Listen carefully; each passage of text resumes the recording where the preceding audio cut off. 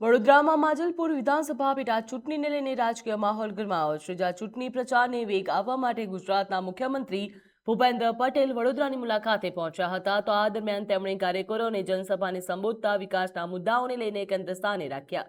મુખ્યમંત્રીએ જણાવ્યું હતું કે વિકસિત ભારતના સંકલ્પને સાકાર કરવા માટે ગુજરાતને વધુ વિકસિત રાજ્ય બનાવવું જરૂરી છે. તેમણે ભારપૂર્વક કહ્યું હતું કે સરકાર હંમેશા સૌના સાથ, સૌનો પ્રયાસ અને સૌનો વિકાસના મંત્ર સાથે કામ કરી રહી અને વિકાસ યાત્રાને વધુ ગતિ આપવામાં આવશે.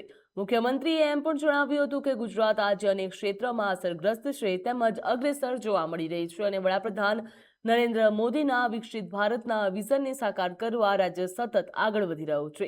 આ સાથે તેમણે મતદારોને વિકાસના એજન્ડાને સમર્થન આપવા માટે પણ અપીલ કરી.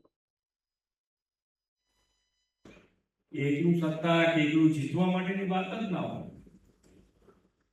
કંઈક ને કંઈક કોઈ પણ કાર્યક્રમ તમારી સાથે વચમાં ઉભા હોય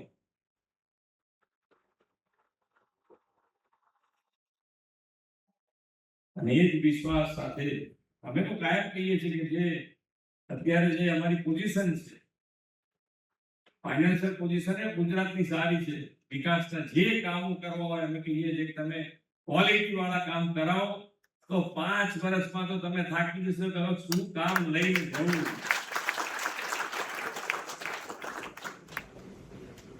એમાં વિશ્વામિત્ર જેવું કામ તમારામાં નહીં ગણવાનું, એ સરકારનો ડાયરેક્ટ ગણવાનું.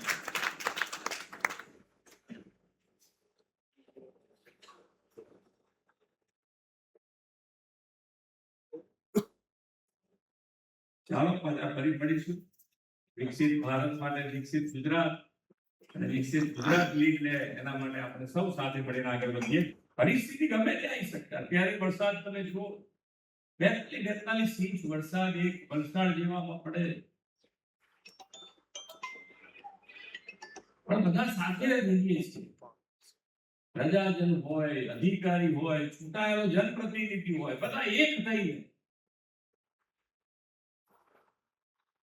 સરકાર સાથે બધા એક થઈને આપણે લડીએ છીએ કોઈ પણ મુશ્કેલી આવે.